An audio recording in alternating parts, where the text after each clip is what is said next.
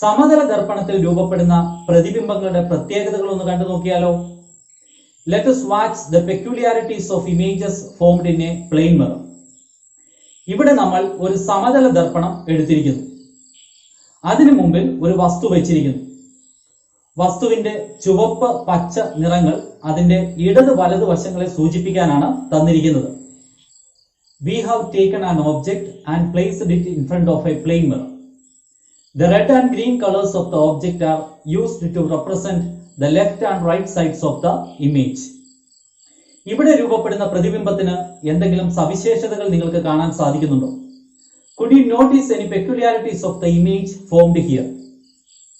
ഇവിടെ പ്രതിബിംബത്തിന്റെ വലിപ്പവും വസ്തുവിന്റെ വലിപ്പവും തമ്മിൽ എന്തെങ്കിലും ബന്ധമുണ്ടോ?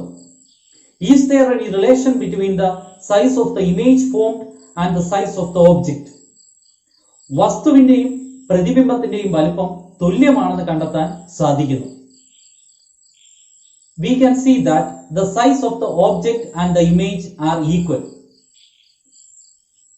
അടുത്തതായി വസ്തുവിനും പ്രതിബിംബത്തിനും ദർപ്പണത്തിൽ നിന്നുള്ള അകലത്തിൽ എന്തെങ്കിലും ബന്ധമുള്ളതായി തോന്നുന്നുണ്ടോ? Could you notice any relation between the distance of the object and the image from the mirror? സമതല ദർപ്പണത്തിൽ നിന്നുള്ള വസ്തുവിന്റെ ദൂരവും പ്രതിബിംബത്തിന്റെ ദൂരവും തുല്യമാണെന്ന് മനസ്സിലാക്കാൻ സാധിക്കും. The distance of the object from the mirror and the distance of the image from the mirror are equal. വസ്തുവിന്റെയും പ്രതിബിംബത്തിന്റെയും പാർശ്വഭാഗങ്ങളിൽ എന്തെങ്കിലും വ്യത്യാസം സംഭവിച്ചതായി നിരീക്ഷിച്ചു. Did you observe any difference in the lateral sides of the object and the image? പ്രതിബിംബത്തെ ഇടം വലം തിരിഞ്ഞു വരുന്നതായി കാണാൻ സാധിക്കുന്നു. അതായത് പ്രതിബിംബത്തിന് പാർശ്വിക വിപര്യം സംഭവിക്കുന്നു.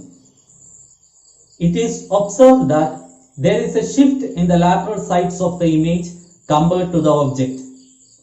സമതല ദർപ്പണത്തിൽ രൂപപ്പെടുന്ന പ്രതിബിംബം ഒരു മിഥ്യാ പ്രതിബിംബമാണ്. അതായത് ആ പ്രതിബിംബത്തെ ഒരു സ്ക്രീനിൽ പതിപ്പിക്കുവാൻ സാധിക്കുകയില്ല. ദർപ്പണത്തിനുള്ളിൽ തന്നെയാണ് പ്രതിബിംബം ദൃശ്യമാകുന്നത്. The image formed in a plane mirror is a virtual image. It means that the image cannot be obtained on a screen. The image is visible only in the mirror. ചുരുക്കത്തിൽ സമതല ദർപ്പണങ്ങളുടെ പ്രതിബിംബത്തിന് എന്തെല്ലാം പ്രത്യേകതകളാണുള്ളത്? ഒന്നാമതായി വസ്തുവിന്റെയും പ്രതിബിംബത്തിന്റെയും വലിപ്പം തുല്യമായിരിക്കും. The size of the object and the image are equal. രണ്ടാമതായി വസ്തുവിനും പ്രതിബിംബത്തിനും ദർപ്പണത്തിൽ നിന്നുള്ള ദൂരം തുല്യമായിരിക്കും. The distance of the object and the image from the mirror are equal. മൂന്നാമത്തെ പ്രത്യേകത പ്രതിബിംബത്തിന് പാർശ്വിക വിപര്യം സംഭവിക്കുന്നു. Lateral inversion takes place in the image. നാലാമതായി മിഥ്യാ പ്രതിബിംബമാണ് സമതല ദർപ്പണങ്ങളിൽ ഉണ്ടാവുന്നത്. The image formed in a plane mirror is virtual. അടുത്ത ചോദ്യം, സമതല ദർപ്പണത്തിൽ രൂപപ്പെടുന്ന പ്രതിബിംബത്തിന്റെ സവിശേഷതകൾ എന്തെല്ലാം? വസ്തുവിന്റെ വലിപ്പം തന്നെയായിരിക്കും പ്രതിബിംബത്തിനും.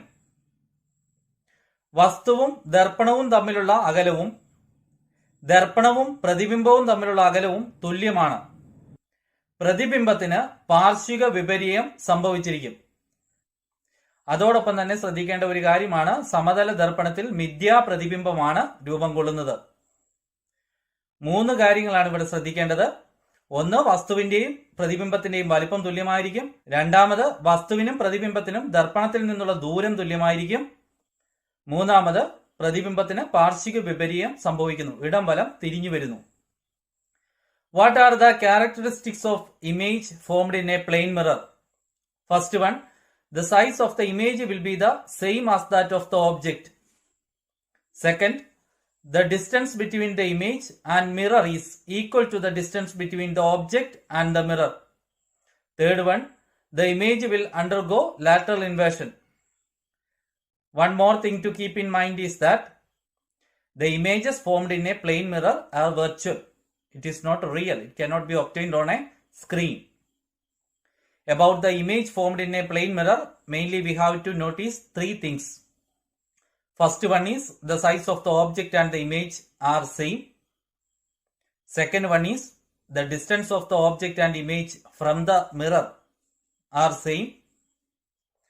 Third one is the image undergoes lateral inversion. It means there is a reverse in the left and right hand sides of the image.